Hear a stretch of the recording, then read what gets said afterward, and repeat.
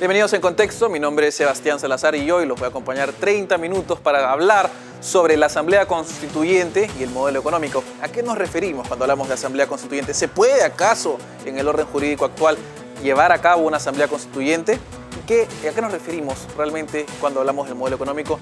¿Y es necesario hacer un cambio en la Constitución para mejorarlo? Eso después de una pausa. En Contexto llega gracias a Fundación Naumann, Universidad César Vallejo y Los Portales. Estamos de vuelta aquí en Contexto y como les adelantábamos, el día de hoy vamos a hablar de lo que es la Asamblea Constituyente. Es una palabra que hemos estado escuchando bastante, no solo este año durante elecciones, sino también los últimos 2, 3, 4 años. Y aparentemente es una bandera que se ha estado propugnando por algunos grupos particulares. Exactamente, ¿qué es la Asamblea Constituyente? Y cuando se habla del modelo económico, ¿qué es exactamente a lo que se refieren? ¿No? Hemos visto además recientemente encuestas que tienen que ver con eso. Para hablar del tema se encuentra con nosotros el director de Regulación Racional, el doctor Óscar Sumar. Gracias por estar aquí con nosotros.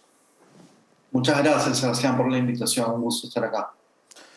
Gracias por acompañarnos. Empecemos en el meollo del asunto. Exactamente, ¿qué es una asamblea constituyente y existe en nuestro ordenamiento jurídico? Claro, bueno, una asamblea constituyente es una especie de congreso, pero que tiene una sola función, que es crear una constitución, ¿no? Es un congreso en el sentido en que también pueden ser elegidos 100, 200 miembros de una manera similar a como se elegiría un congresista, pero con el encargo de redactar una constitución. Que eso fue, de hecho, lo que pasó en Perú en el 92, ¿no? En el 92 se eligió una asamblea constituyente y ellos redactaron la constitución actual de Perú. Hoy en día ya no está en nuestro ordenamiento la posibilidad de hacer una asamblea constituyente, precisamente porque la constitución del 93 tiene una norma, que es el artículo 206, que dice cómo se puede modificar la constitución actual total o parcialmente. Y ese artículo no contempla la posibilidad de una asamblea constituyente. Dice que es el propio Congreso el que se encarga de modificar la Constitución, así sea de manera total. Y al mismo tiempo también dice que tanto el presidente como el propio Congreso, como un porcentaje de la población, pueden pedirle al Congreso que modifique la Constitución, ¿no? Pero el mecanismo siempre pasa de alguna u otra forma por el Congreso, ¿no? También hay el caso de aprobación de una norma por el Congreso, o sea, una norma constitucional y que luego por referéndum se ratifique, ¿no? Okay. Tiene varios mecanismos la Constitución, ¿no?, que involucran referéndum, el Congreso, iniciativa del propio presidente, pero ninguno de esos mecanismos tiene que ver con una asamblea constituyente. Ok, entonces de lo que estoy entendiendo es que no hay manera, no existe la asamblea constituyente en un sentido estricto, sino que lo que hay, digamos, son maneras de involucrar a distintos grupos de la sociedad, ¿cierto? Siendo el Congreso el eje a partir del cual se genera cualquier tipo de cambio. ¿Estoy más o menos en lo correcto? Sí, de hecho, podría haber una asamblea constituyente, pero simplemente dentro de esos mecanismos no lo prevé, ¿no? Ajá. ¿Cómo se podría modificar la Constitución, el artículo 206, y decir, en el futuro va a haber una asamblea, o sea, se puede convocar una asamblea constituyente que redacte la Constitución. De hecho, pero eso requeriría primero modificar la Constitución actual. Bajo el régimen actual no se puede hacer. Y eso es al otro que voy. Entonces, ¿existiría en el Perú? A ver, creo que ya lo respondió, pero no hay, digamos, manera de crear una asamblea constituyente sin violar el Estado de Derecho, es lo que estoy entendiendo. ¿Cómo están las cosas hoy? O sea, salvo que modifiques la Constitución. ¿Cómo están las cosas hoy, me refiero? No se puede hacer hoy día. No se puede hacer hoy. O sea, tendrías que modificar la Constitución para que se permita hacer después. Más o menos ese es la... Exacto, lo que dices es exacto, es tal cual, hoy día no se puede hacer. ¿Y qué es lo que lleva a distintos grupos? Voy a centrarme en Perú Libre porque han pasado la segunda vuelta, pero no es el único grupo, por lo menos en los años recientes, que ha propuesto esto. ¿Qué es lo que los lleva a decir que Asamblea Constituyente sí, ¿no? O sea, ¿por qué se quiere esto como caballito de batalla, si uno quiere? Yo creo que es o sea, ya hay parte, escapa, mejor dicho, un poco del ámbito legal y va más al ámbito político, el simbolismo, ¿no? De hecho, lo que ellos quieren representar es justamente el romper con el status quo, quieren romper con el marco constitucional actual. Entonces, una manera adicional de romper con eso y algo que puede calar en la gente es decirle que no va a nombrar o no va a hacer la Constitución el mecanismo previsto en la propia Constitución, que es el Congreso, sino una asamblea que la gente puede pensar que es algo más cercano al pueblo. Pero en realidad no es algo más cercano al pueblo. O sea, como dije al comienzo de la entrevista, en realidad una asamblea constituyente en términos prácticos no difiere en gran medida de un Congreso. O sea, es más o menos lo mismo. De hecho, o sea, tanto es más o menos lo mismo que si existiera una asamblea constituyente, ¿dónde se reuniría la asamblea constituyente? De hecho, en el Congreso. O sea, se sentarían en los mismos lugares donde hoy en día se sientan los congresistas. O sea, no habría una diferencia sustancial. O sea, probablemente serían otras personas, pero más o menos con la misma composición, además. O sea, no hay una gran diferencia entre un Congreso y una asamblea constituyente, salvo una distinción teórica, ¿no? O sea, se dice que el Congreso es un poder constituido y la Asamblea es un poder constituyente, en el sentido en que el poder de la Asamblea no emana de la Constitución, sino que ellos crean la Constitución. Pero eso es una abstracción teórica que nos gusta a los profesores de Derecho Constitucional, pero en la práctica, en verdad, ambos son cuerpos parecidos a un Congreso. Va a tener 100, 150 o 200 políticos que van a igual debatir como si estuvieran debatiendo una ley y al final de cuentas emitir un texto que sea una nueva constitución. De acuerdo, No, además, pero yo creo que es más el valor simbólico que tiene. ¿qué otra cosa? Porque de lo que entiendo, digamos, a ver, pareciera que el Congreso, bajo nuestra Carta Magna, es una asamblea constituyente, solo que se activa solo cuando empieza como que a hacer los cambios y las modificaciones a la Constitución. Entonces como que está en apagado, uno lo prende, llega la cantidad suficiente y se apaga y en ese momento se vuelve una asamblea constituyente, ¿no? Claro, sí, pero es una abstracción teórica, ¿no? Pero de hecho hay un punto que yo he obviado y que creo que es bastante relevante, que es que yo creo que no es solamente el simbolismo político, sino también hay un tema estratégico detrás. No diría que en toda la izquierda, o sea, no creo que toda la izquierda haya pensado esto, pero sí creo que el partido de Cerrón y Castillo, ellos creo que sí lo han pensado. Y es que el proponer un mecanismo que esté por fuera de la Constitución también de alguna manera te fuerza a romper con el orden democrático. O sea, el proponer que una asamblea distinta al Congreso que está previsto en la Constitución sea el que cambie la Constitución, también te está llevando de una manera peligrosa a justificar la ruptura del orden constitucional y también está poniendo en peligro la democracia, ¿no? Entonces, en el caso de Castillo y de Cerrón, no solo es un valor simbólico, sino también es un riesgo. De acuerdo, porque es como, parte de la propuesta es, digamos, están entrando con una propuesta inconstitucional de frente, ¿no? O sea, es como, lo que voy a hacer es romper con el orden jurídico apenas entre, básicamente lo que están diciendo, Sí. ¿no? Y de hecho Cerrón mismo ha explicado exactamente cómo lo haría. Entonces no es simplemente, por ahí salió un ex defensor del pueblo a decir, es una bravuconada, ¿no? O es algo como que están haciendo declaraciones como para mostrarse fuertes, que ellos quieren cambiar todo, pero en verdad no lo van a hacer. Yo no creo que sea una bravuconada, y de hecho basta escuchar el mismo Cerrón diciéndonos en detalle cómo harían para romper el orden democrático, ¿no? O sea, no sé si quieres profundizar ese punto, pero de hecho lo ha dicho tal cual, o sea, cómo harían para romper el orden.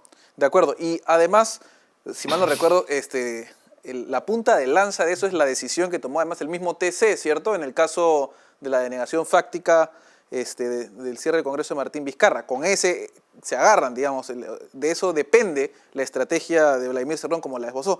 Ahora, pero uno de los puntos no es solo porque no es más allá de cómo puede ser estratégicamente, política estratégica, también es que se refieren, o cuando lo mencionan, se refieren a unas especies de injusticias o desigualdades contenidas por alguna forma en la Constitución.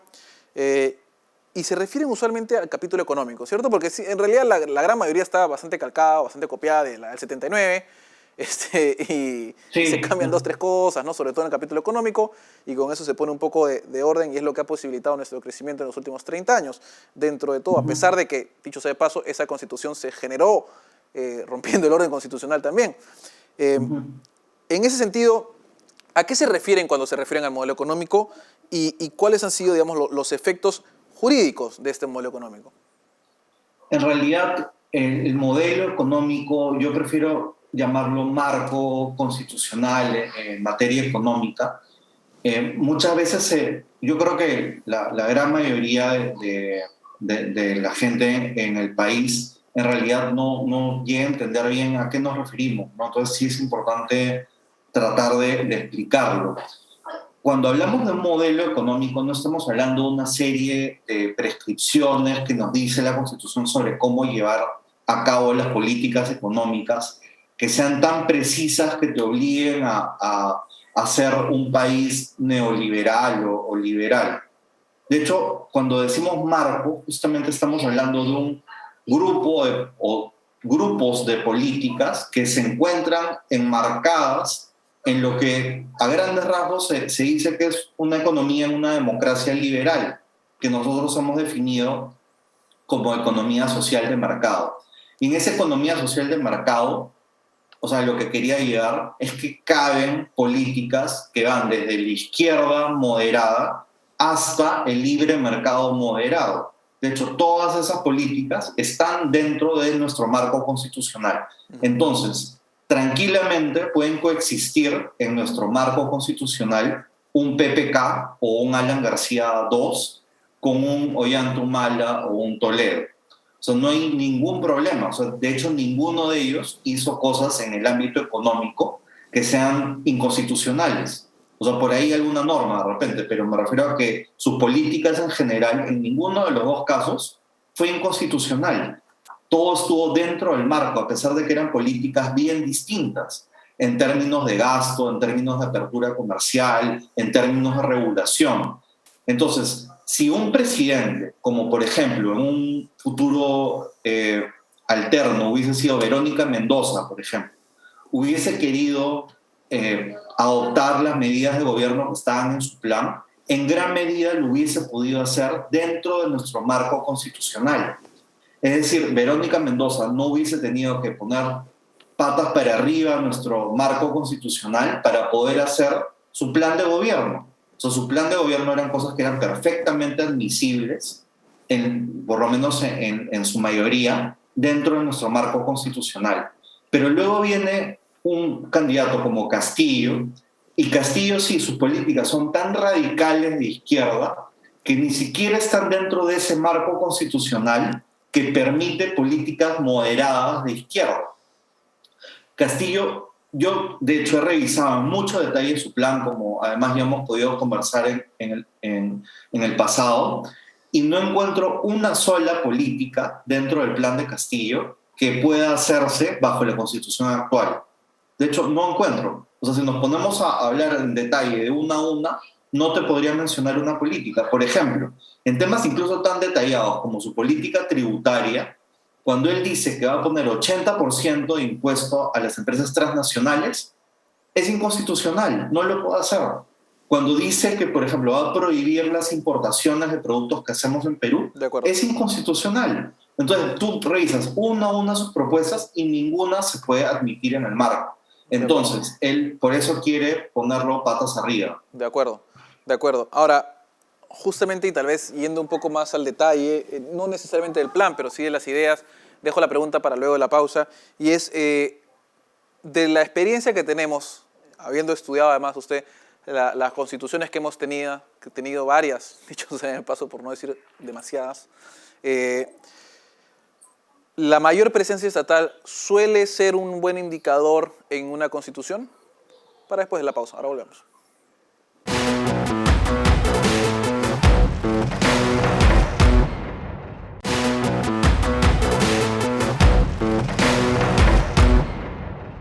Estamos de vuelta aquí y estamos hablando con el director de Regulación Racional, Óscar Sumar, el doctor Óscar Sumar, sobre la Asamblea Constituyente Modelo Económico. Ya hablamos de la Asamblea Constituyente, así que si lo quiere escuchar nos puede buscar en YouTube.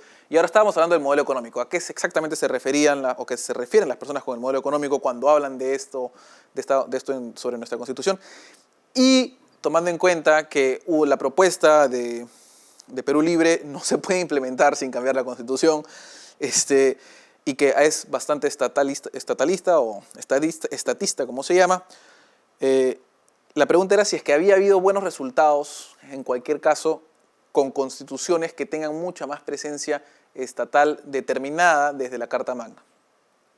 En realidad no, y de hecho hemos tenido la oportunidad, Sebastián, en el pasado de contarte sobre informes de Regulación Racional donde hemos analizado los planes de gobierno.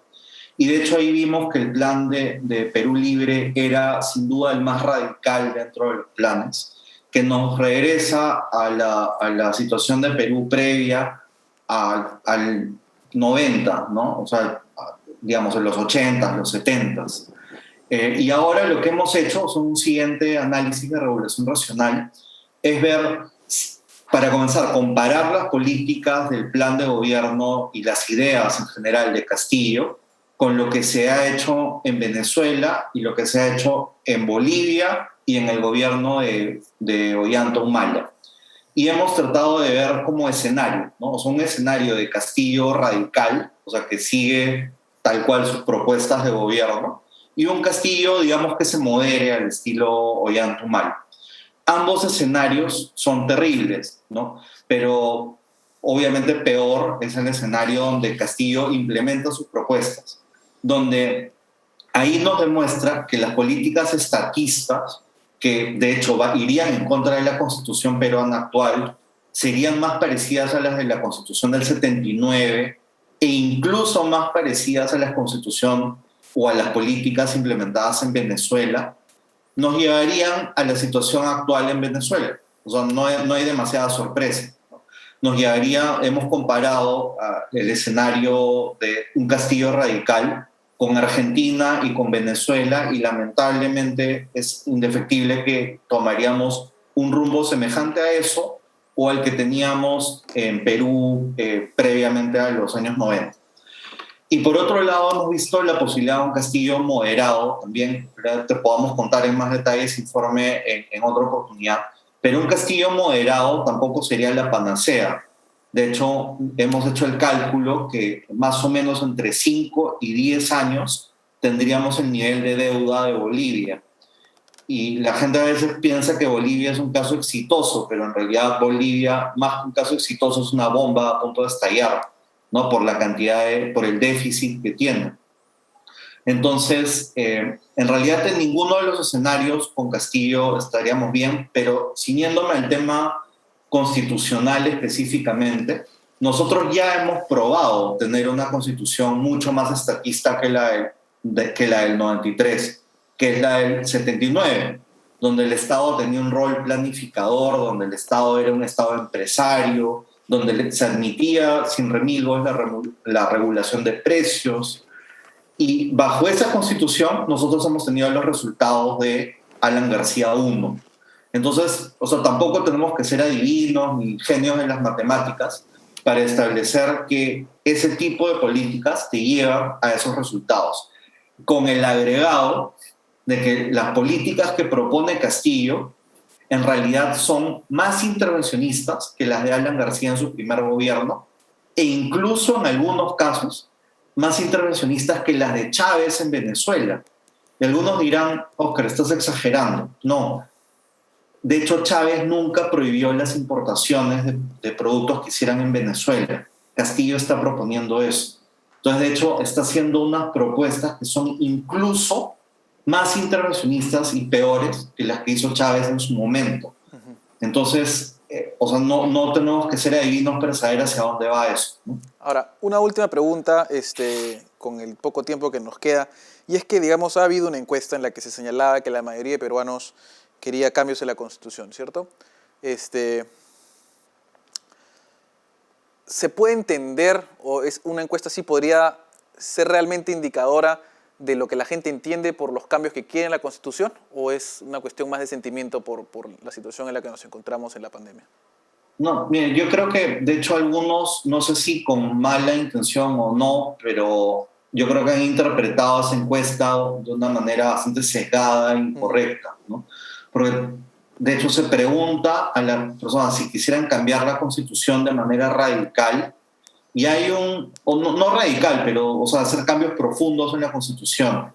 Y más o menos un 33% o 35%, dependiendo de la encuesta que mires, dice que sí quisiera que hayan cambios profundos en la parte económica de la Constitución. Luego tienes a un porcentaje menor que hace cambios moderados en la Constitución, y luego tienes a otro porcentaje que dice yo no haría cambios, me parece que está bien el modelo. Entonces, ahí tenemos una decisión, ¿no? O sea, sumamos los cambios moderados a los cambios profundos, o sumamos los cambios moderados a los que están contentos con el modelo o el marco constitucional actual. Entonces yo creo que lo más razonable es hacer lo segundo, ¿no? Porque quien quiere un cambio moderado en el modelo económico, en realidad no está buscando un cambio constitucional, porque como expliqué hace un rato, nuestro marco constitucional es justamente eso, es un marco. Entonces, dentro de ese marco se admiten políticas de izquierda y de derecha.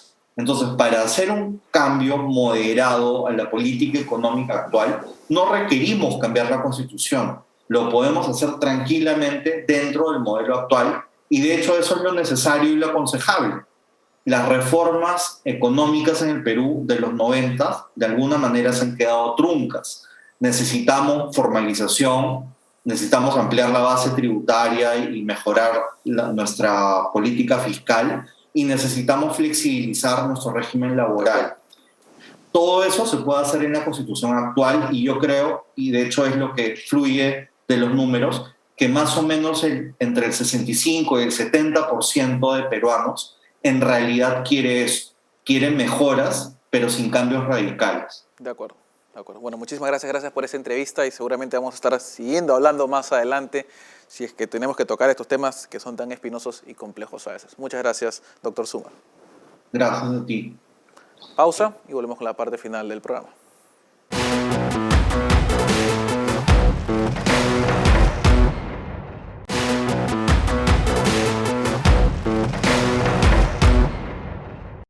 Estamos de vuelta aquí con las conclusiones del programa, y como lo han visto, no hay ninguna parte del programa de Perú Libre que se pueda aplicar sin romper de inmediato con nuestro orden jurídico. Esto significa que tendríamos que necesariamente cambiar 100% cómo se vive actualmente, y todo lo ganado probablemente sería perdido. Además, hemos escuchado en nuestro entrevistado que el plan que se propone es más intervencionista que el plan de Alan García, bueno, Alan García 1, ¿cierto?, en el 85, y más que Hugo Chávez, y ya han visto los resultados de ambos gobiernos durante esas épocas. Si no se acuerdan ustedes, probablemente sus padres se acuerden del 85 y en general de la década de los 80. Además, hemos visto que el modelo económico en general no necesita ningún tipo de cambio de la Constitución, sino son cosas que se pueden mejorar para que más personas se puedan beneficiar. Pero bueno, nosotros con eso los dejamos el día de hoy, no sin antes decirles que nos pueden buscar en YouTube, poner En Contexto, y va a encontrar ahí absolutamente todos nuestros programas que van desde temas, desde la salud, pandemia, educación a distancia, hasta Bitcoin a veces, criptomonedas y también gastronomía. Nos vemos otro día. En Contexto llega gracias a Fundación Naumann, Universidad César Vallejo y Los Portales.